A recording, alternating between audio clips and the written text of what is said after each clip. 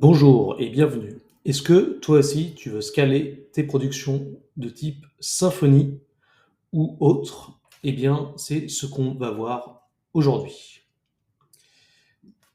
Donc, eh bien, du coup, je vais te montrer mon écran.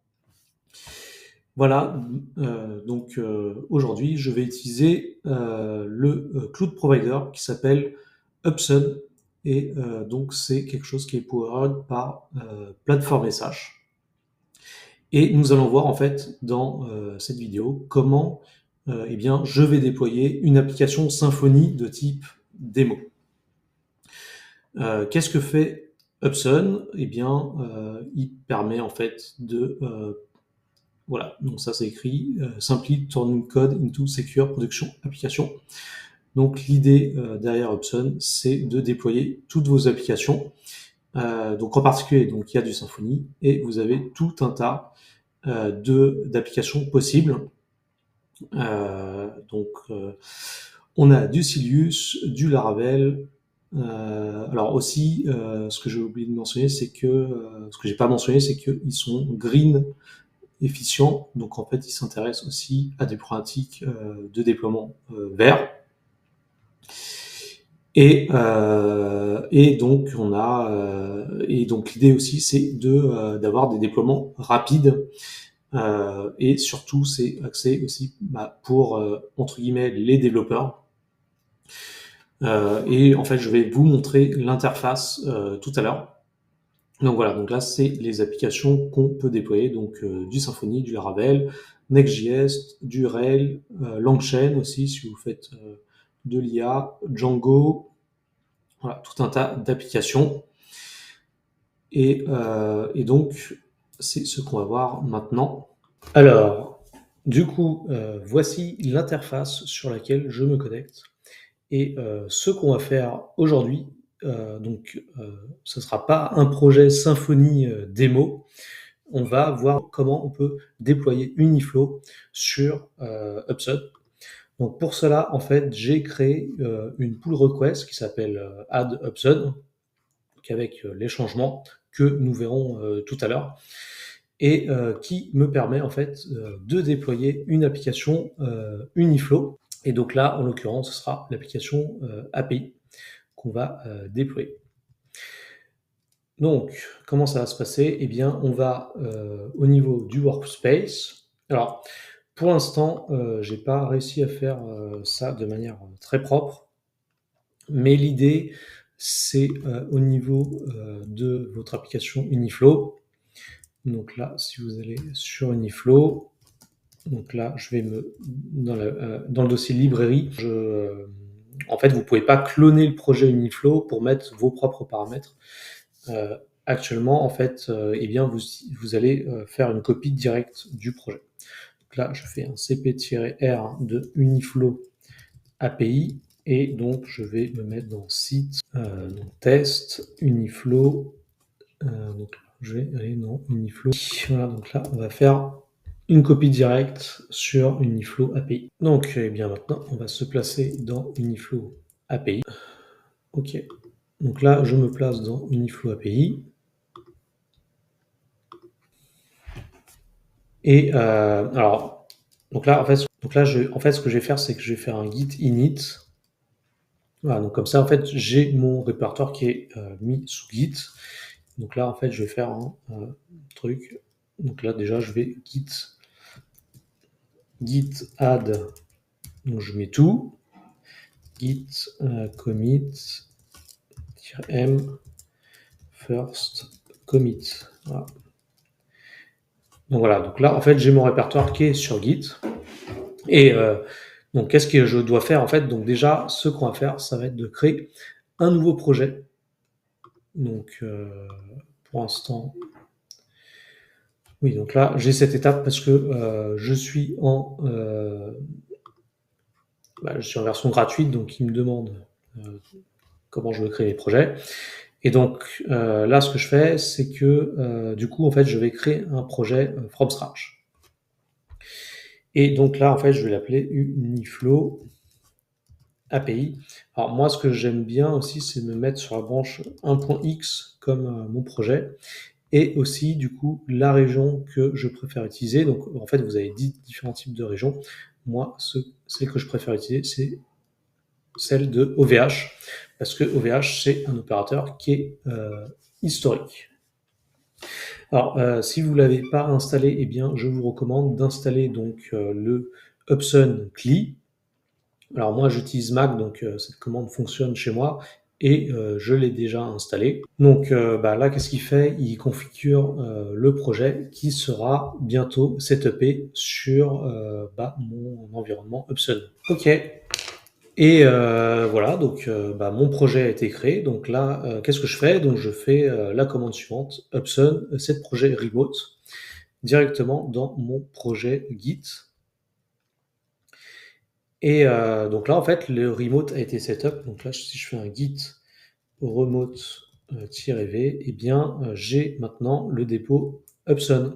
Alors maintenant, après, ce qu'il y a, c'est qu'il faut créer la configuration. Donc moi, je l'ai déjà créé dans mon projet. Mais ce que vous pouvez le faire en ligne de commande, c'est de faire un Upson project init. Et ensuite, vous ajoutez votre configuration. Et tout à la fin, on verra qu'on peut faire un Upson push pour déployer votre environnement. Alors moi, ce que je vais faire aussi, c'est me placer. Oui. Donc moi, faire un git checkout-b 1.x, puisque entre guillemets, je travaille sur la branche 1.x de Uniflow. Et donc, qu'est-ce que j'ai fait? Du coup, dans ce projet que vous avez copié, en fait, vous avez accès au paramétrage Upson. Donc, qu'est-ce qui se passe dans ce paramétrage? En fait, dans les applications, on configure un truc qui s'appelle Uniflow API. On va mettre PHP 8.2. Comme c'est un site Symfony, eh bien, en fait, on aura le dossier public qui sera exposé avec le fichier index. On peut aussi avoir une dépense Node.js, parce qu'en fait, ce projet est basé sur Silus. Donc, en fait, j'ai repris aussi ce qui avait été fait par Silus pour le déploiement plateforme SH. Au niveau du build, donc ça aussi, ça c'est pour le front que pour l'instant j'ai désactivé. Et donc ça, en fait, c'est la manière dont vous déployez votre application. Et bon, moi, du coup, pour le cas de figure, en fait, alors, vous avez la possibilité de varier des variables. Moi, pour le cas de figure, je l'ai mis en environnement de dev et donc j'ai mis le debug. Aussi, vous n'oubliez pas d'ajouter donc les extensions que vous aurez besoin. Donc là, dans mon cas de figure, je vais utiliser PostgreSQL et Sodium.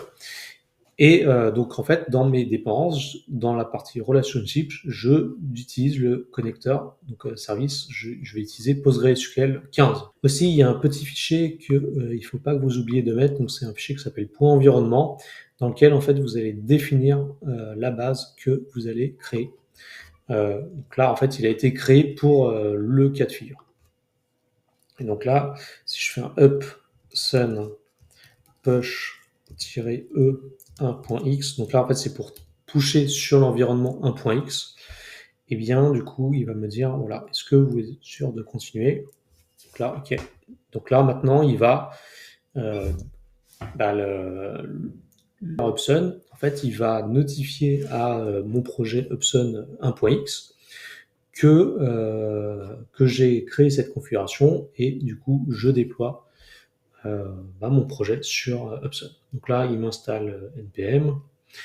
Il va regarder aussi, donc là, il m'installe aussi les dépenses Composer. Donc voilà, donc là, il me fait tout un tas de checks. Et là, on arrive aussi à la configuration donc, du domaine de l'hôte. Et donc là, en fait, il vient de provisionner des certificats avec 2 domaines. Donc en fait, dans mon cas de figure, j'ai le www qui sera une redirection sur www. Donc là, il m'a provisionné le certificat. Il m'installe aussi Blackfire pour mon application. Ça, c'est cool. Comme ça, je vais pouvoir profiler mon application. Et maintenant, il démarre mon environnement Uniflow. Ok, il setup le routeur, il met le relationship, donc ça c'est pour installer PostgreSQL. Et là maintenant il exécute le hook, donc le hook de déploiement, donc c'est dans la partie config de ma config. Donc voilà, donc en fait là il m'exécute le hook de deploy de mon environnement Uniflow API. Voilà, donc là, il met à jour le schéma. J'ai aussi des erreurs. Donc oui, j'ai un index qui fonctionne pas. Pour ça, je règle ça plus tard. Et du coup, il ouvre mon environnement. Et donc maintenant, on va se connecter donc au site qu'il a créé. Comme en fait, je viens de créer le nom, enfin le projet qui est créé très récemment, du coup, effectivement, il doit sûrement faire des résolutions de nom, etc., etc. Donc je vais. Non, en fait, j'ai accès à un truc qui s'appelle Uniflow API. J'ai mon environnement 1.x qui a été setup. Et au niveau de mes URL, en fait, je peux voir effectivement que j'ai mes URL de preview. Et voilà, donc là, il y avait une petite erreur juste avant, mais effectivement, donc là, j'ai bien Uniflow API qui a été installé. Et donc, bien, c'est mon Uniflow. Et donc, vous voyez que je suis bien sur Symfony avec donc Silius 2.07 qui tourne et donc j'ai tout qui est configuré et donc à partir de ça, eh bien j'ai moyen de travailler pour utiliser Uniflow, donc du moins l'API. Je verrai plus tard pour vous montrer en fait comment je déploie Uniflow de manière intégrale, mais en tout cas avec donc Hubsun, eh bien vous avez vu que j'ai pu déployer mon application.